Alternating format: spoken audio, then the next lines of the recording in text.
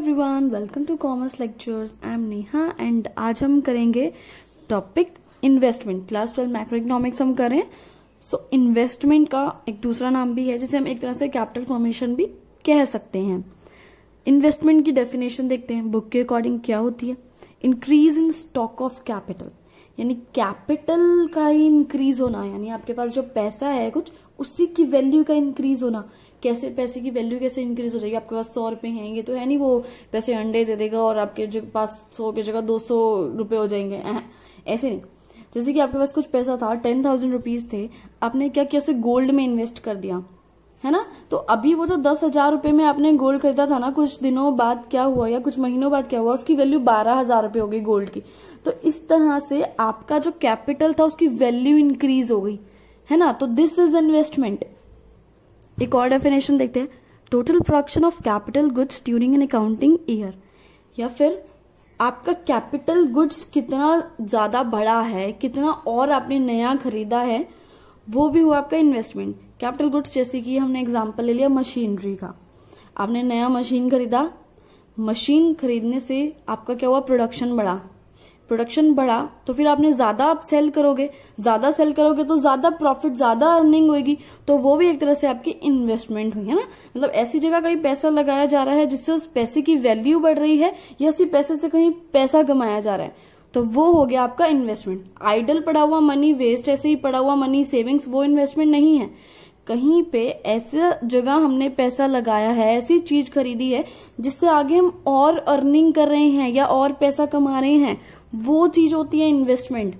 इसका फॉर्मूला है, आई का मतलब है इन्वेस्टमेंट, ये आपका चेंज इन कैपिटल स्टॉक, यानी आपका चेंजेस कितना हुआ है, जो भी आपका कैपिटल स्टॉक था या जो आपका मशीन था या जो भी था उसमें कितना चेंजेस हुआ है, कितना वो और इंक्रीज हुआ है, और आपका ये कैपिटल स्टॉक, ठीक है। ये फॉर्मूला है। आगे बढ़ते हैं, कॉम्पोनेंट्स ऑफ इन्वेस्टमेंट। इन्वेस्टमेंट के कितने कॉम्पोनेंट्स हैं? अभी देखो, आपके इन्वेस्टमेंट के दो कॉम्पोनेंट्स हैं, fixed investment and inventory investment. सबसे पहले हम पढ़ते हैं फिक्स्ड इन्वेस्टमेंट के बारे में। इसका मीनिंग क्या है? Increase in stock of fixed assets during an accounting year. आपका एक साल में कितना ज्यादा फिक्स्ड एसेट्स इंक्रीज हुआ है, यानी आपने कितने फिक्स्ड एसेट्स और नए खरीदे हैं एक साल में, वो हुआ आपका फिक्स्ड इन्वेस्टमेंट। यानी कितना पैसा आपने इन्वेस्ट किया है फिक्स्ड एसेट्स पर, जैसे कि प्लांट एंड मशीनरी, यानी कितने जैसे कि नए मशीन आपने खरीदे हैं, वो सभी आ गया फिक्स्ड एसेट्स में। देखिए, एक छोटा सा एग्जांपल के थ्रू मैंने आपको बताया। 2000 ईयर की बात करते हैं, तो बिगिनिंग में आपके पास क्या था, जब ईयर स्टार्ट हुआ था आपके पास पिछले साल से 8 मशीनें पड़ी हुई थी। फिर एंड तक क्या हुआ, आपने साल के दौरान पूरी 10 मशीनें आपके पास हो गई, यानी आपने एक्स्ट्रा कितनी मशीन खरीदी है, 2 मशीन। 2 मशीन्स जो आपकी इंक्रीज हुई है, तो ये 2 मशीन जो आपने खरीदी है, इन 2 मशीन में जो पैसा इन्वेस्ट किया है वो हो गया आपका फिक्स्ड इन्वेस्टमेंट। यानी ये मशीन जो है फिक्स्ड एसेट्स हैं और आपने इन फिक्स्ड एसेट्स पे पैसा इन्वेस्ट किया, जो कहलाया फिक्स्ड इन्वेस्टमेंट। इसका एक फॉर्मूला भी है फिक्स्ड इन्वेस्टमेंट का, stock of fixed assets at the end of accounting year minus beginning of accounting year. ठीक है, आपको क्या करना है, एंड वाले में से बिगिनिंग वाले स्टॉक को माइनस करना है, जिससे आपको पता लग जाएगा कितना इंक्रीज हुआ। जैसे कि हमने यहाँ किया, एंड में 10 मशीन्स थी, बिगिनिंग में 8 मशीन्स थी, तो 10 में से 8 माइनस कर दिया, तो हमने टोटल इन्वेस्टमेंट कितना गया, 2 मशीन्स हमने खरीदी। आगे बढ़ते हैं। नेक्स्ट आपका सिग्निफिकेंस ऑफ फिक्स्ड इन्वेस्टमेंट। इसके क्या बेनिफिट होते हैं अगर आप फिक्स्ड इन्वेस्टमेंट करते हैं तो, यानी फिक्स्ड एसेट्स में अगर आप पैसा लगाते हैं तो उसका क्या बेनिफिट या एडवांटेज आपको मिलता है? सबसे पहली बात है increase production capacity of the producer. Production capacity बढ़ जाती है, यानी प्रोडक्शन करने की क्षमता। अभी देखो, अगर आप कोई नई मशीन खरीदोगे 2-3 और, तो प्रोडक्शन तो ज्यादा होएगी ना। ऐसा ना आपने खरीदी, पैकिंग करी, कराई, रख दी और उसे रोज देख रहे हो, ऐसे तो करोगे नहीं, उन्हें यूज तो लाओगे ना यूज में, तो आपकी प्रोडक्शन कैपेसिटी बढ़ जाएगी। अभी प्रोडक्शन बढ़ गया, इसका मतलब आपकी इकोनॉमी में हायर लेवल ऑफ आउटपुट, ज्यादा आउटपुट आप प्रोड्यूस कर रहे हैं। प्रोडक्शन बढ़ने का मतलब ही तो यही होता है कि आपका ज्यादा आउटपुट हो रहा है। अभी ज्यादा आउटपुट हो गया, जिसकी वजह से क्या हो रहा है, higher rate of economic growth. आपकी इकोनॉमी ग्रो कर रही है, यानी आपकी जीडीपी ग्रो कर रही है। जितना ज्यादा आउटपुट प्रोड्यूस होगा उतना ज्यादा जीडीपी ग्रो करेगी। आगे बढ़ते हैं हम। फिक्स्ड एसेट्स हमने कर लिया था, फिक्स्ड इन्वेस्टमेंट। अभी नेक्स्ट हमारा है इन्वेंट्री इन्वेस्टमेंट। ठीक है, इन्वेंट्री का मतलब ऐसे क्या होता है, स्टॉक, जैसे कि आपके रॉ मटेरियल वगैरह हो गया, फिनिश्ड गुड्स हो गया, ये सब चीजें। सो इसका मीनिंग क्या है इन्वेंट्री इन्वेस्टमेंट का? Change in inventory stock during the year. पूरे साल में आपका कितना इन्वेंट्री स्टॉक जो है उसमें चेंज आया है, कितना स्टॉक आप लाए हैं, ठीक है, वो कहलाता है इन्वेंट्री इन्वेस्टमेंट। यानी कितना पैसा आपने खर्च किया है पूरा इन्वेंट्री पर। इन्वेंट्री स्टॉक का डिटेल में मीनिंग पढ़ते हैं। इन्वेंट्री स्टॉक का मतलब है when producer hold stock of, जब प्रोड्यूसर किस चीज का स्टॉक रखता है। अब इन्वेंट्री की बात हो रही है तो इन्वेंट्री का ही स्टॉक रखेगा, है ना। इन्वेंट्री में क्या क्या चीजें आती है, फिनिश्ड गुड्स, ठीक है, इसका स्टॉक होता है। फिनिश्ड गुड्स कौन से होते हैं, जो अनसोल्ड गुड्स होते हैं, यानी नहीं बिके होते हैं। अभी वैसे थोड़ा ना, तो हमने प्रोडक्शन करी और प्रोडक्शन करते ही बिक गए, ऐसा नहीं होता ना, टाइम लग जाता है उनको बिकने में। तो फिनिश्ड गुड्स हो गए आपके। और हो गया सेमी फिनिश्ड गुड्स। अभी सेमी फिनिश्ड गुड्स कौन से हुए, goods which are in process of production, यानी जिनका प्रोडक्शन अभी चल रहा है, प्रोडक्शन कंप्लीट नहीं हुआ है। ठीक है, नेक्स्ट है रॉ मटेरियल। रॉ मटेरियल से मतलब है यानी जब इनका प्रोडक्शन पूरा हो जाएगा तो उसके लिए जब और भी तो प्रोडक्शन करना होगा, तो और प्रोडक्शन करने के लिए रॉ मटेरियल चाहिए होगा, वो रॉ मटेरियल। तो इन तीनों को मिला के, इन तीनों स्टॉक को मिला के बनता है आपका इन्वेंट्री स्टॉक। अब इस दोबारा डेफिनेशन पर आते हैं इन्वेंट्री इन्वेस्टमेंट की। इन्वेंट्री स्टॉक यानी इन तीनों स्टॉक में, इन तीनों गुड्स में कितना चेंज हुआ है, वो होता है इन्वेंट्री इन्वेस्टमेंट। ठीक है, आगे बढ़ते हैं। अब इसका फॉर्मूला देखो आपका इन्वेंट्री इन्वेस्टमेंट का, inventory stock at the end minus inventory stock at the beginning of accounting year. यानी एंड वाले स्टॉक में से बिगिनिंग वाला स्टॉक माइनस कर देना है। जैसे कि हमने सेम किस में किया था, फिक्स्ड इन्वेस्टमेंट में से, कि एंड वाले स्टॉक में से, एंड वाले इन्वेस्टमेंट में से बिगिनिंग वाला माइनस कर दिया था। अब जैसे कि मैं इसका एग्जांपल देती हूँ, जैसे स्टार्ट किया आपने बिजनेस, ठीक है, नए साल में क्या था, आपके पास 10,000 का स्टॉक पड़ा था, लेकिन साल के एंड में जब आपने देखा, सपोज आपके पास 50,000 का स्टॉक था, तो साल के बीच में आपने कितना स्टॉक खरीदा, यानी साल के बीच में आपने इन्वेंट्री पर कितना पैसा खर्च किया, तो वो हो गया पूरे 40,000। यानी 50,000 जो कि एंड में बच गया था, और 10,000 जो कि साल के शुरुआत में आपके पास था, तो 40,000 रुपये आपने पूरे इन्वेंट्री पे पैसा खर्च किया है, यानी इन्वेंट्री इन्वेस्टमेंट किया है।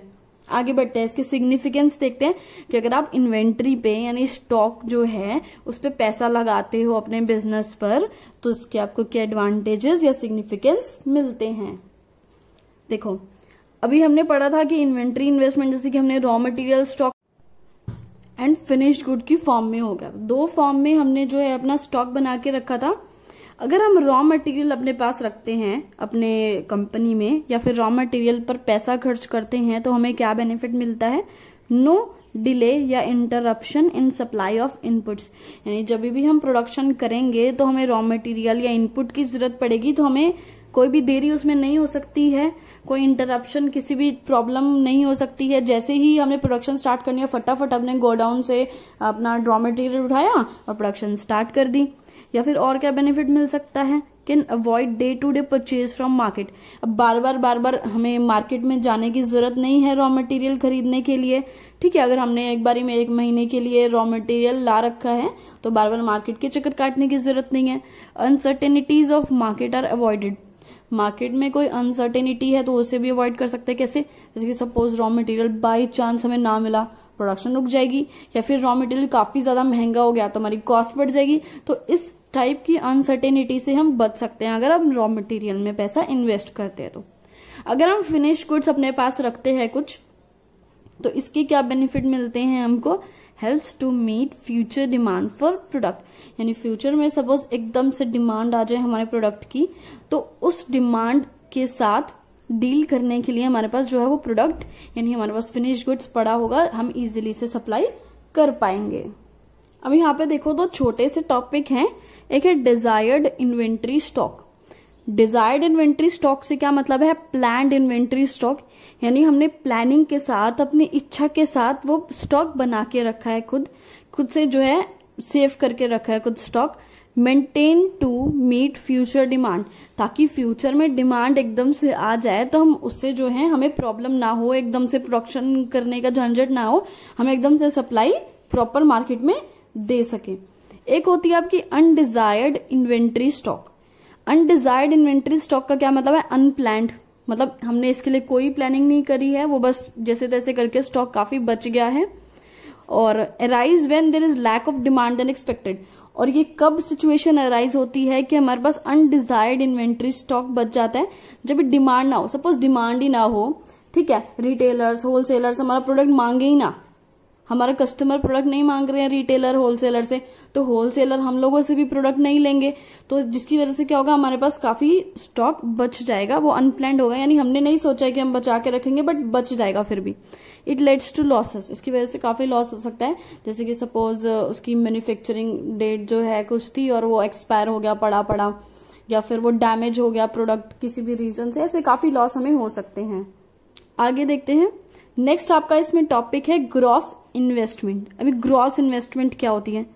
Total production of capital goods during the year, यानी पूरे साल में आपने कितना कैपिटल गुड्स और खरीदा है, ठीक है, कितना कैपिटल गुड्स पे पैसा इन्वेस्ट किया है, जैसे आपके मशीन्स वगैरह हो गए, ये हो गया आपका ग्रॉस इन्वेस्टमेंट।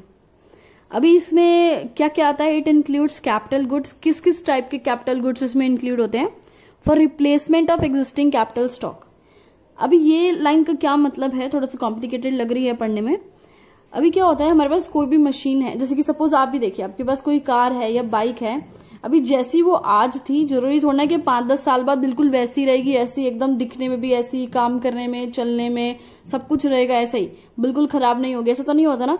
ऐसे ही जो एक ऑर्गेनाइजेशन या एक कंपनी होती है, उसमें क्या होता है, जो मशीन्स होती हैं, है ना, वो भी टाइम टू टाइम जो है उनकी वैल्यू कम होती जाती है या घिसती जाती हैं, रिपेयर मांगने लगती हैं ज्यादा, जिस चीज को हम बोलते हैं डेप्रिसिएशन, मतलब उस चीज की वैल्यू कम हो रही है ना। सो ये वर्ड इसलिए यूज हुआ है। For replacement of existing capital stock का मतलब क्या है? एग्जिस्टिंग कैपिटल स्टॉक यानी एग्जिस्टिंग जो मशीनरी थी उसको हटाकर हमने दूसरी मशीनरी उसकी जगह ली है। जैसे कि आपकी कार पुरानी होगी, बहुत ज्यादा 10-12 साल पुरानी होगी, आपने क्या किया, उस कार को बेच दिया, ठीक है, उसकी जगह कोई दूसरी कार खरीद ली, तो ऐसे ही हो गया, एग्जिस्टिंग जो मशीन थी उसको हटा के न्यू से उसको रिप्लेस कर दिया। या फिर for net addition to capital stock, यानी सपोज आपके पास एक कार थी, आपके भाई ने एक और कार ले ली, तो वो हो गया net addition to capital stock, यानी एक्स्ट्रा कार ले ली। ऐसे ही क्या हुआ, जैसे कि 10 मशीन थी, 10 के बाद हमने क्या हुआ 5 मशीन और ले ली, तो पूरी 15 मशीन हो गई, है ना। तो यह हो गया, यहाँ पे हो गया एक्स्ट्रा कुछ लिया है, और यहाँ पे हुआ है जो पुराना था उसको बेच कर या जो भी है उसको हटाकर कोई दूसरी मशीन हमने ली है। जब हम रिप्लेसमेंट की बात करेंगे तो इसे कहा जाएगा डेप्रिसिएशन। लेकिन जब हम कुछ एडिशन यानी कुछ एक्स्ट्रा मशीन या एक्स्ट्रा कैपिटल स्टॉक लेंगे तो उसे बोलेंगे नेट इन्वेस्टमेंट। इन दोनों को अगर हम प्लस करते हैं तो आता है ग्रॉस इन्वेस्टमेंट, यानी depreciation plus net investment is equals to gross investment. ठीक है, ग्रॉस इन्वेस्टमेंट में क्या क्या चीजें आई? वो कैपिटल स्टॉक जो पुराना हटके नया आया है और साथ में जो एक्स्ट्रा भी आया है कैपिटल स्टॉक, दोनों चीजें हो गई। अब बात आती है ग्रॉस इन्वेस्टमेंट तो खत्म हो गया, अभी देखते हैं नेट इन्वेस्टमेंट क्या होता है। नेट इन्वेस्टमेंट जैसे कि हमने यहाँ पे पढ़ा कि जो हमने एडिशनल कैपिटल स्टॉक लिया है वो होता है नेट इन्वेस्टमेंट। इसका फॉर्मूला है, अगर आप ग्रॉस इन्वेस्टमेंट में से डेप्रिसिएशन को माइनस कर दोगे तो आपका नेट इन्वेस्टमेंट आ जाएगा। अभी देखते हैं सिग्निफिकेंस ऑफ नेट इन्वेस्टमेंट, क्या बेनिफिट है हमें नेट इन्वेस्टमेंट के। अगर हम एडिशनल स्टॉक लाते हैं अपने कंपनी में, अपनी फैक्ट्री में, तो हमें क्या बेनिफिट इसका मिलता है। फर्स्ट पॉइंट देखिए, increase in stock of capital in the economy. हमारी इकोनॉमी में स्टॉक ऑफ कैपिटल यानी कैपिटल स्टॉक बढ़ेगा, ठीक है, कुछ नया ऐड होगा तो। Create employment opportunities. अभी एम्प्लॉयमेंट अपॉर्चुनिटीज कैसे है, अभी कोई नई मशीन आएगी तो उस नई मशीन पे काम करने के लिए हमें कुछ नए लेबर्स भी तो चाहिए होंगे ना, या नए वर्कर्स भी तो चाहिए होंगे ना, तो एम्प्लॉयमेंट अपॉर्चुनिटीज तो होनी है उसको ऑपरेट करने के लिए। या ये थोड़ा ना है कि कोई भी मैनेजर उठ के आएगा बोलेगा चलो अरे बंदे नहीं है मैं काम कर लेता हूँ, मैं सब कुछ संभाल लूंगा, है अलग से चाहिए होंगे, है ना। इंक्रीज प्रोडक्शन कैपेसिटी, नई मशीन आई है तो साफ सी बात है भाई, प्रोडक्शन कैपेसिटी तो इंक्रीज होगी। जहां पहले एक मशीन एक दिन में 10 यूनिट प्रोड्यूस करती थी, अब और एक और मशीन आ गई तो वो भी तो 10 यूनिट बनाएगी, तो टोटल 20 यूनिट बनने लग गई। नई मशीन आने से, नया कैपिटल स्टॉक आने से प्रोडक्शन की कैपेसिटी भी बढ़ेगी। अभी प्रोडक्शन की कैपेसिटी बढ़ी तो एम्प्लॉयमेंट की अपॉर्चुनिटीज बढ़ेगी। वो सेम बात है कि अभी नई मशीन्स आई हैं तो न्यू लेबर भी चाहिए। आगे क्या होगा, इंक्रीज लेबर एफिशिएंसी, है ना। अभी अगर अपनी एम्प्लॉयमेंट अपॉर्चुनिटीज बढ़ती है तो लेबर की एफिशिएंसी भी बढ़ती है। कैसे, एक लेबर है वो हाथ से कुछ काम कर रहा है, ठीक है, उसको बहुत ज्यादा टाइम लग रहा है वो काम को करने के लिए, लेकिन उसकी हेल्प के लिए हमने एक मशीन लिया है, ठीक है, तो क्या होगा, लेबर की एफिशिएंसी कैसे इंक्रीज होगी, इसमें लेबर जो है वो और अच्छे से काम करेगा, है ना। अब जैसे कि आपकी मॉम है, किचन में कुछ काम करती है, आपकी मम्मी को फूड प्रोसेसर ला दो जो जल्दी खाना बनेगा, माइक्रोवेव ला दो तो और जल्दी खाना बनेगा, है ना, जल्दी जल्दी गर्म हो जाएगा। ऐसी मम्मा की जो है आपकी एफिशिएंसी बढ़ी ना काम करने की, ऐसे ही जो लेबर होता है उसको हम नई कोई मशीन दे देते हैं उसकी काम के हेल्प के लिए, काम को इजी करने के लिए, तो उसकी एफिशिएंसी भी बढ़ती है। अब लेबर की एफिशिएंसी बढ़ेगी, काम और अच्छे से होगा तो जीडीपी भी ग्रो होगा। अब चाहे तो इन सब पॉइंट्स को अलग अलग लिख सकते हैं कि स्टॉक ऑफ कैपिटल इंक्रीज हो रहा है, एम्प्लॉयमेंट अपॉर्चुनिटी इंक्रीज हो रही है, प्रोडक्शन कैपेसिटी इंक्रीज हो रही है, लेबर एफिशिएंसी इंक्रीज हो रही है और जीडीपी ग्रोथ भी हो रही है। चाहो तो आप इन्हें अलग अलग पॉइंट्स में लिख सकते हो। और ये सब किसकी वजह से हो रहा है, नेट इन्वेस्टमेंट की वजह से, यानी नई कैपिटल स्टॉक, यानी कुछ नई मशीन्स आने से। सो अब डिफरेंस देख लेते हैं आपका ग्रॉस इन्वेस्टमेंट और नेट इन्वेस्टमेंट में। ग्रॉस इन्वेस्टमेंट अपना क्या था, उसमें किस टाइप के एक्सपेंडिचर इंक्लूड थे, हमने कोई जो न्यू एसेट खरीदा है वो तो है ही है, साथ में हमने जो रिप्लेस करा एग्जिस्टिंग को, यानी पुराना वाला जो हटा के नया वाला जो खरीदा है वो वाला एक्सपेंडिचर भी आएगा, दोनों, नया खरीदने का भी और पुराना हटा के जो नया खरीदा है। लेकिन अगर नेट इन्वेस्टमेंट की बात करी जाए तो इसमें क्या था, सिर्फ एडिशनल जो चीजें हमने खरीदी है, यानी कोई न्यू एसेट खरीदा है, सिर्फ वो चीजें आती हैं, क्योंकि इसके अंदर एग्जिस्टिंग वाला जो टॉपिक है ना वो नेट इन्वेस्टमेंट में नहीं आता है, वो सिर्फ ग्रॉस इन्वेस्टमेंट में है।